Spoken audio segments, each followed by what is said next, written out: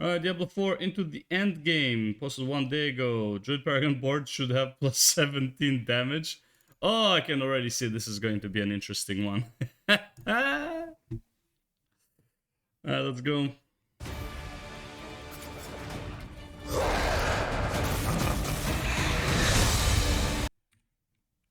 So, first things first is this part. Okay, Necromancer. That's the Caltrope on the road. Okay. I'm not sure if this is the druid with all of his pets or it's just a wolf monster fighting the necromancer, because clearly this is the necromancer. Okay, that was the Osork. This is Andariel fighting, I'm assuming because of how fat this guy is, this is a druid. Rogue with the one of the worst abilities for the rogue. And the sorcerer. Just Andariel. Wait, there was someone behind her. Oh, the barbarian. Okay, so everyone's here except the necromancer. He was not invited because necromancer is a party all onto himself. We're really excited about getting this game into players' hands. Would be really cool if Andariel is the Act 1 boss, but I feel like would not make a whole lot of sense. I mean, you can make it make sense, obviously, but I feel like Andariel deserves a bit more credit for how traumatic of an experience it was for first time playing Diablo 2, you know? Letting them experience this massive world. The Like main the Butcher. cornerstone of D4 is play your Of way. D1. As a player continues to advance through the story and into the endgame, they'll unlock a ton of brand new activities that provide meaningful progression, no matter their playstyle. Players will be able to keep progressing in the narrative of the game. Alongside that, the whole team has worked on crafting a variety of different experiences players can pursue. We're going to have an entire world of Sanctuary for our players to offer. There's going to never be an absence of something to do. After the player has finished the I personally don't like that mentality. Like, it sounds good on paper, but like when you're spreading yourself so thin on everything, you're just like not really gonna be good at anything really. Like, yeah, there's a lot of content to do, but the content itself is probably not gonna be that great if there's so much content to do. Like, you want a game to specialize in something more, and then you can have other shit. So like, but when they're spreading themselves so thin across so many different content, I don't know. I mean, don't get me wrong, the combat and gameplay is fantastic, but I feel like the content will be lacking an artistic direction, or like lacking in variety, or lacking in creativity. Creativity, that's the word. campaign. There's a lot more game to go and participate in. They gain access to a special, what we call capstone dungeon that they have to complete. Once they're able to finish this capstone dungeon, they're going to gain access to the first world tier. As you complete the world tier, it will open up the opportunity for you to go into your next world tier. Again, world tier on top, like just world tier itself is not a very interesting concept. I know that the world tier nightmare starts opening up certain item drops, but as a whole, when you think like, what's a world tier? Well, things have more HP and deals more damage. Okay. So, and then, right, but it's like, yeah, there's a bit more rewards, increases magic find, stuff like that. And it's like, it's the same as like normal Nightmare Hell, I'm assuming it's from Diablo 2, or like how we had Inferno. Basically, it's Torments from Diablo 3, really. But it's a very boring mechanic if you think about it, because it's just increasing a stat number. It's not very like fun.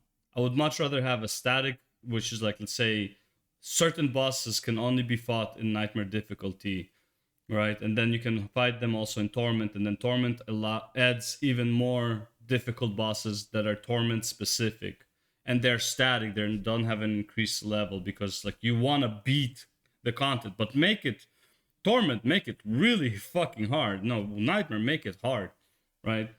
Like torment, people who are like clearing the hardest boss on torment, that's like, this guy is a fucking gamer, a gamer god, you know? That involves unlocking powerful loot, new items, and more advantages for your player to have a better opportunity at end game.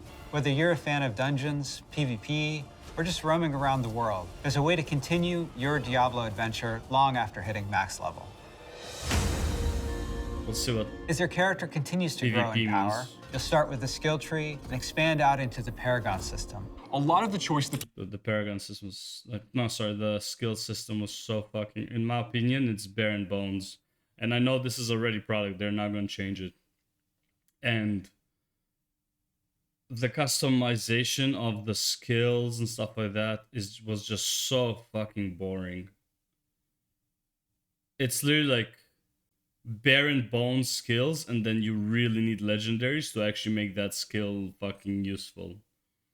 Like, for example, take Last Epoch, where the skill itself has an evolution onto itself. Like, you specialize in this skill and it has its own talent points. I'm not saying a lot of them are very unique or whatever, but it's nice to have. It's a great idea.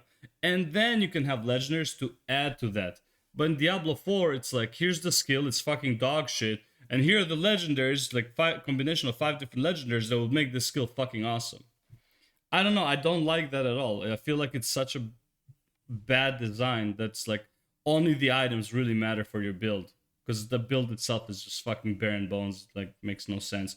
Most of the shit in like Rogue doesn't even work together with other skills. It's not like you can have an amazing combination of skills. There's like 2 different really combinations, which is like the void into like penetrating shot, or the void into rapid shot. And then you have another one would be like, I don't remember the name, but like the one where you keep daggers on a target and then you can dash and the daggers come flying at you. That works kind of well, but it sucks without legendaries. Like, that is the intended purpose of them, but it doesn't even feel smooth enough without the legendaries. It's fine very early on, but like, realize this, when you're leveling like 1 to 50, whatever max game is, you are not getting a whole lot of legendaries. You had like 3 or 5x drop rate on legendaries, and you were stuck at 25 so you could actually farm them. When you're leveling in Diablo 4 when it comes out, like by 50 you might have a deck full of legendaries. Probably not, because the legendaries you would get are going to be too low item level as you grow.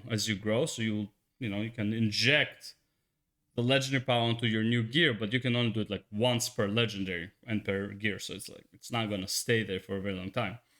So it's like, don't expect to have like an amazing fucking build going forward as you're leveling up. It's going to be random fucking items which will not make your skills make any fucking sense nor work together. players make are grounded on skills themselves and the fantasies associated with those skills. The Paragon board is a place Let's see what these are. are grounded on skills themselves and the fantasies associated with those skills. 5 dexterity. Refund cost 54,000 gold. 5 strength. Paragon board is a place 5 intelligence.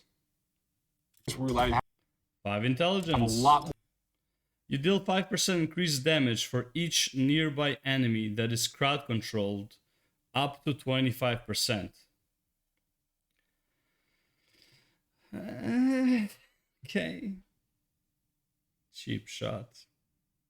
More depth, That the same, yeah. a lot more customization, and many more options Yeah, so all of the small ones are basically stat sticks. Okay. as you go. You can rotate the board, so you can choose a different path if you're like, I want to do more strength-based things, or I want these particular boons or glyphs. You can chart your path through it, and they're really a That's way for cool, you I to keep guess. expanding your character and making it uniquely yours. No, you can't. Because some passives there are clearly going to be more useful in some builds more so than others. Like, it's not really going to be uniquely yours at all. Similar to the Paragon boards is the Codex of Power. It's an in-game system that holds the aspects related to the character. You are able to complete a dungeon, and they will have a chance to drop an aspect that you can pick up. And what this allows players to do is take items they're finding in the world and make them more powerful, turn them into legendary items. It's really special to discover what kind of playstyle really means the most to you. So the thing with the dungeon aspects, I don't think you can unlock all the aspects that are available to the character through the dungeons. Maybe you can, which then would encourage you to clear the dungeons as you go throughout your leveling, to find the legendary item you want to use, the legendary power you want to use. So that's fine. But I didn't notice if there were the aspects there. The codex had all of the legendary powers. I believe there are like some legendary powers, many that are unique to the weapons.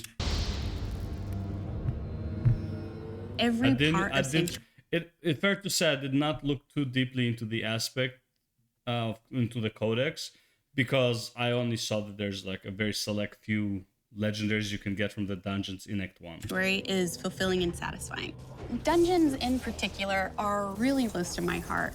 Nightmare dungeons are going to give the players the opportunity to experience a dungeon that they might have already experienced in their past playthroughs. They'll enter the dungeon with a found sigil that alters the playstyle and the intensity of the dungeon. They're more difficult and they have additional objectives, and then they also have affixes, which add a degree of difficulty for you and your group to work through. One of my favorite affixes that you can find in Nightmare Dungeons is actually called Hellgate. Occasionally, these portals will open up throughout the area that will just pour out different monsters that aren't native to that region for you to also be dealing with while you're trying to handle everything else inside the dungeon. There's over 120 dungeons to play through and find in Diablo 4, and any one of them can become a nightmare dungeon by finding a nightmare sigil and then using it to activate the nightmare version of that dungeon space. Everything's a little darker, everything's more difficult. It's going to add a little bit of a twist of flavor on your particular dungeon. I really want to be a lot more darker.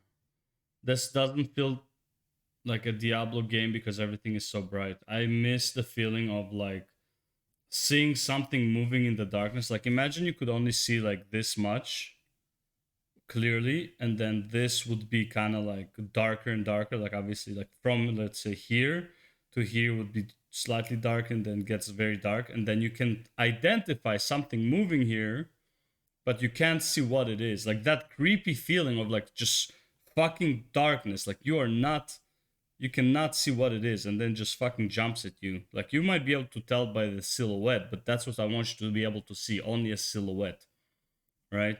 All of these dungeons, all of the maps so far were extremely fucking bright. I really hope we're getting some dark ass fucking caves to go through, similar to, not so much as maze-like as Maggot's Lair in Diablo 2, but at least as dark as a Maggot's Lair. There's some targeted activities in Diablo 4 that suit what you're feeling in the mood for. The Forces of Hell are starting to have more influence in certain parts of Sanctuary in the vast interconnected overworld of the experience. And as the players are going into Helltide areas, they're gonna find even more powerful monsters. And by killing them, they'll be able to gain these special shards they can take to go and use to purchase these big rewards that are available at these caches that are found literally throughout Helltide areas. The sky darkens and the rivers run red, meteors fall from the sky, and the monsters get harder. We really want to create new experiences for the players. There's one I really like called Whisper. Again, this all sounds nice in theory, but like they actually have to be harder. Like if you make a build that just fucking demolishes everything, and these monsters are not hard, then it's not very interesting for the player. It's just, oh, well, meteors fall from the sky, but they don't hurt me. Oh, these monsters have more HP, but they die in one shot anyways. Like, oh, none of this really matters. Like, it actually has to be harder. I want my fucking Diablo 3 Inferno back. I want a fucking challenge. Diablo 3 Inferno was, in my opinion, a proper challenge. It was so fucking good that it was hard as fuck. Obviously, there are problems with the game design shit, but like, shit was hard. You could not outgear it. You had to properly play the game, knowing that if you do a bit too much, you will fucking die. All this fast pace that is happening right now is very boring gameplay. When people clear T16 rifts in fucking less than a minute, 55 seconds, or some of them like in 40 seconds. I don't know what the world record is. Probably 37 seconds or some shit. That's not fun. It's fun for the person as you can go so fast. Sure, it's fun in the sense that it's like, look how fast I can go. But it's not fun in terms of challenge. There is no challenge there. Oh, you want a challenge? Go to Greater Rift 150. that's also not very interesting, where everything literally one-shots you. Like any auto attack by any monster will one-shot you, so you have to kill it from a distance. That's not a challenge. It's just stupid. Okay, like being able to pull smaller packs, being able to kite around properly and shit like that, right? Even in Inferno, like not everything would one-shot you, so you could actually make builds that are surviving a bit longer. So you could make builds that are like, okay, I can take 1 or 2 shots, so like, you know, I can play around that. But if everything just like literally an auto attack just kills you outright by any monster, that's not fun gameplay. But let's see, maybe they have a new fucking philosophy on how they do the endgame content. I don't know. Whispers of the Dead, which you get from the Tree of Whispers. The Tree of Whispers is grim and a little gruesome, but it's also something mystically haunting and kind of beautiful. The tree has a little bit of a grudge against our players, and it would like for them to go serve its needs. So you're going to go serve these bounties, gather different rewards, different items, and bring them back to the tree in hopes that it can exchange you something really meaningful. Maybe you're going to go to the Fractured Peaks and take out some werewolves that are rampaging in a town. They're contained activities that you can do alone or in a group. We really wanted to create variety for people to be able to Not gonna lie, whoever's playing this rogue, Fractured Peaks and see take out that. some werewolves that are rampaging in a town. They're yeah, you're totally playing this wrong.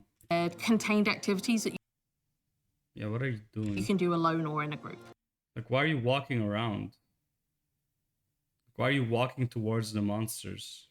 I mean, I get it, it's for like to showcase or whatever, but it's like at least make it a good like this really makes you not want to play a rogue. I'm not gonna lie, this gameplay that I'm seeing right now for rogue makes me not want to play a rogue. But I played rogue, so I know how good and fun it is.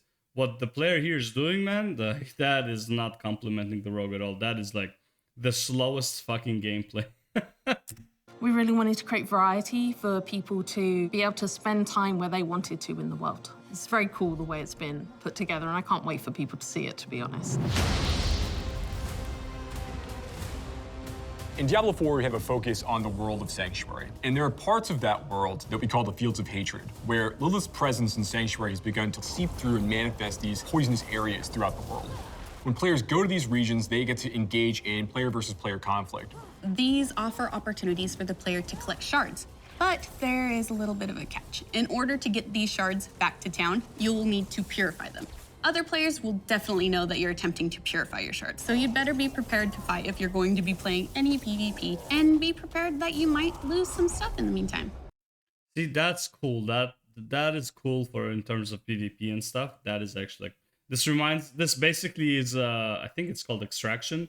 From wow, what's that game called? The Squad? The Unit? Whatever. It was like this downtown New York game and whatever, and it had like this black zone or whatever. And you go there and you pick up loot, but it's like you have to extract it in order to purify it. And people will come and kill you while you're trying to extract. They don't know where you are at all times, but they know when you're extracting, and there's like a 5-minute duration for the helicopter to come and take your shit. In those 5 minutes, you have to defend, and it's fucking... The idea was fantastic, but the itemization was fucking garbage, so... Once they've got the purified shards, they can take these, go back to nearby towns to sell them, and then use that to buy a whole bunch of like interesting cosmetic items and rewards. It's a place for people who really love PvP and want to still get loot and still increase their character's power. If that's the way they want to play, they can. Not gonna lie. Good luck. If a rogue or a sorg don't really want to get caught, kind of good luck. Well, actually, no, you cannot get away from Barbarian because they have a no cooldown fucking leap towards your direction. So in that regard, yeah, okay. But like, I can't see how a Necromancer would be able to catch a rogue or a sorg that is trying to get away, you know? It's like, how can you catch them? Can. launch is just the beginning. One of the things we're really focused on is creating a living, breathing set of updates for players to engage with after the game has gone live. It's really just going to be a way to keep coming back and experiencing more Diablo 4 in fresh ways. We're really eager to hear all of your experiences and just enjoy the entire story with you all.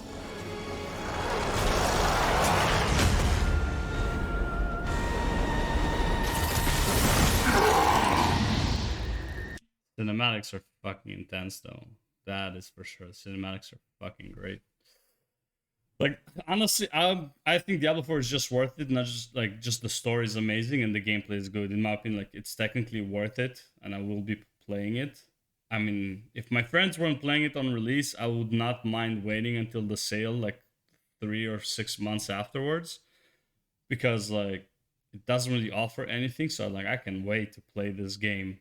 But I know like after I played the first open beta, the first closed beta, the ones who like pre-ordered the beta for them, that whole week waiting for the open beta, I was like, fuck man, I kind of want to play again. But literally after like a day of playing, I kind of like, okay, I'm good. So yeah, whatever. Because I want to be like, oh man, I want to try the Necro, I want to try the Druid, I want to try again the Sork, maybe like whatever, try it, like get a bit more levels. Dude, I did not enjoy anything aside from the Rogue, realistically. The Barbarian was kind of okay. I can see myself playing Barbarian as a second character, but like the Rogue just felt good. Necromancer was just broken and boring because of it. Sork, I don't know, it's just like it's Diablo 2 Sork. It's just nothing very interesting there. Well, more like Diablo 3, mid Diablo 2 Sork. Nothing interesting in the Sork in my opinion, but you know, that's because I just don't like the gameplay. And Druid was fucking dog shit. So like it just wasn't comfortable to play at all. No synergy, just felt bad. Abilities did no damage. And nothing that nothing that everyone doesn't know, okay? Like it's Druid was Druid, let's be real, we all know. And that's the video.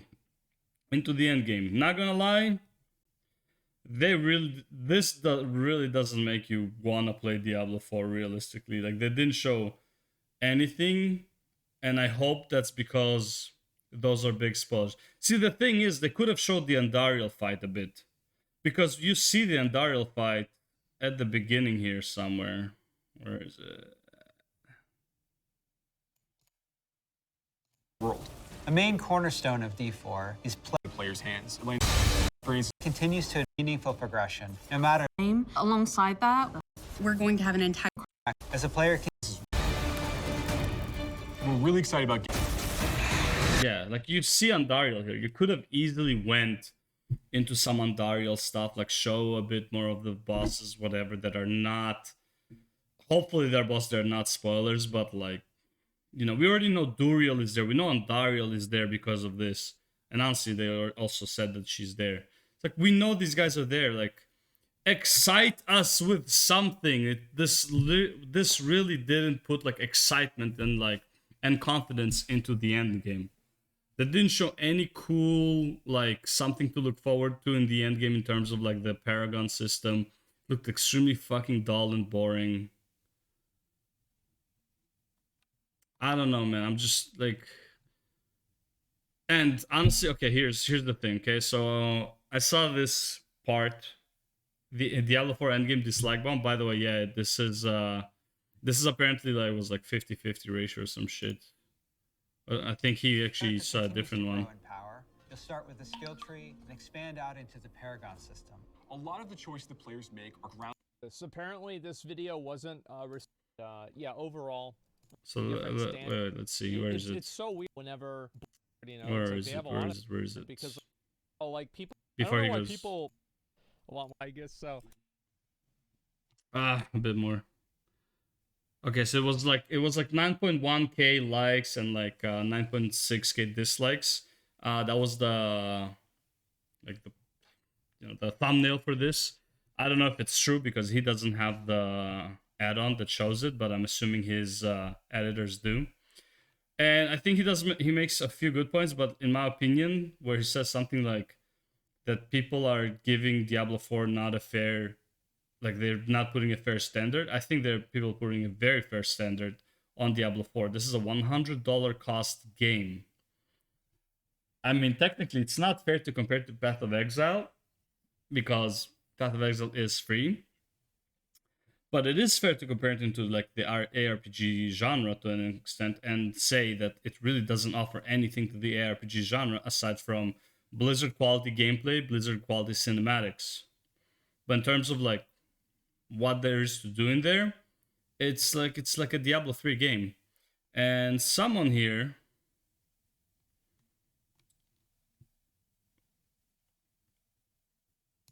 there you go. So I made a comment. It's indeed odd how people have a completely different standard to a AAA company that charges $100 for their game than they do for an indie dev that releases a free-to-play game with more content for endgame. It is indeed odd. Except PoE doesn't even do it like this, whatever. Anyways, I had some hate comments here. Midori, I think. That level 25 beta of just Act 1 is a lot better than the entire PoE questline and lore. Yes, I would agree. The lore, and in terms of beta, it was like you had hours and hours of gameplay in the beta. So kudos to the beta. The beta in Diablo 4 was substantially better than Diablo 3 as well. I don't know if the Act 1 is a lot better than the entire PoE questline, but it is really good. Lore is good. All PoE has is its end game. Yeah, basically, I mean, he's not wrong. Other parts are boring, and that end game is just spreadsheets. That one, don't agree with too much, and I'm not a defender of Path of Exile. I personally don't like the game too much, but I would say in terms of content, like you have all of the different events. You have the Delve, you're gonna have the Crucible now, you have the zombie thing, whatever, like the purple light. I don't know the names.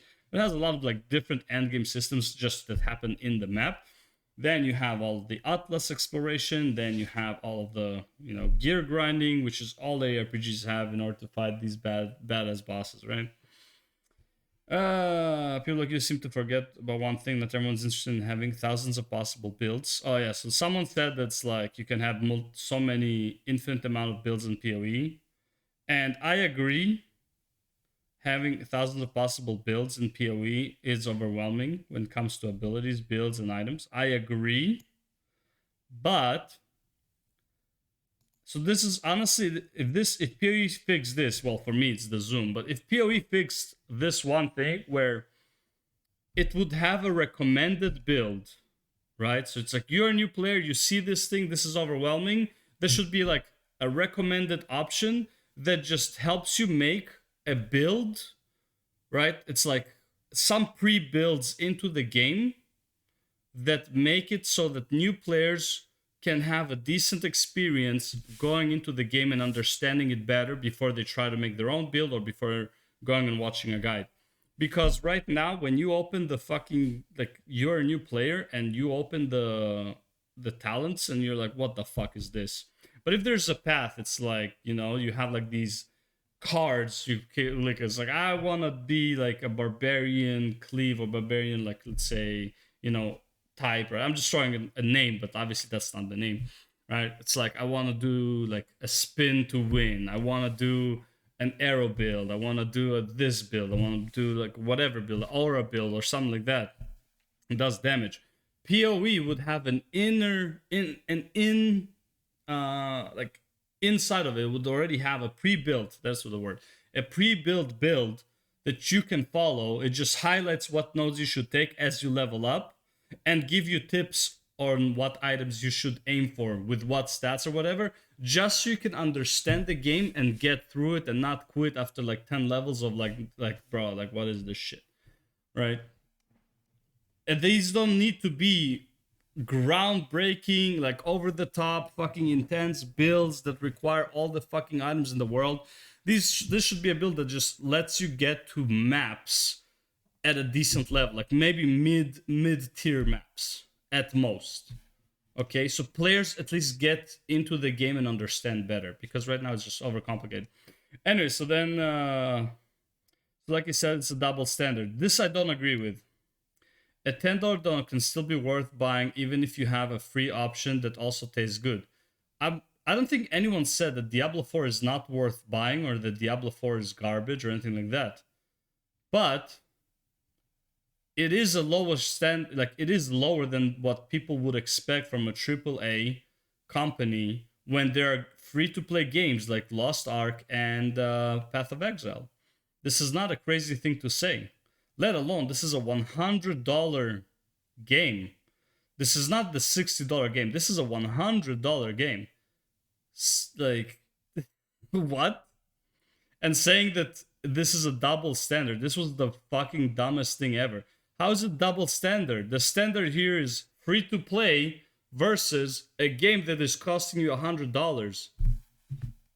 If the game was $0 versus a $25 game, the standard would be lower, but it would still not be a double standard to expect one thing from a game you pay for versus a game that you don't pay for. There's no double standard here. One thing you're paying for and the other thing you're not. It's completely different fucking standards of what to expect. In this case, let's say a $10 donut can still be worth buying even if you have a free option that also tastes good. Yeah, but no one said Diablo 4 is not worth buying, but there are some disappointments. Let's say this. If the $10 donut and the free donut tasted like shit, which one are you gonna be mad about more? The $10 donut. Why? Because you spent fucking $10 on this donut. The free one tastes like shit. Okay, whatever. You throw it out. Because you didn't lose anything. It's just a fucking free donut. $10 donut. You lost $10. And it tastes like shit. Anyways, this was like idiots in the comment section as always. I mean, I don't know if they were trying to defend Asmongold or whatever, but like, so I'm laying in bed watching you from my laptop trying to catch some sleep for the new PoE league in 22 hours. Bro, good luck. Getting to sleep. I don't know, man. Like, I don't know if I'll play the new PoE league. Not gonna lie. Just, I can't, like, the zoom in that game is pissing me off. But hey, thanks for watching me on your laptop and giving me the views. I appreciate it. But yeah, I don't like, I don't know, man. PoE just zoomed in too much. It just feels annoying. And the only reason it feels annoying, I don't mind the zoom. I mind that all of the abilities reach way further than the zoom. But anyways, yeah, that is the video. Let's go on the next one.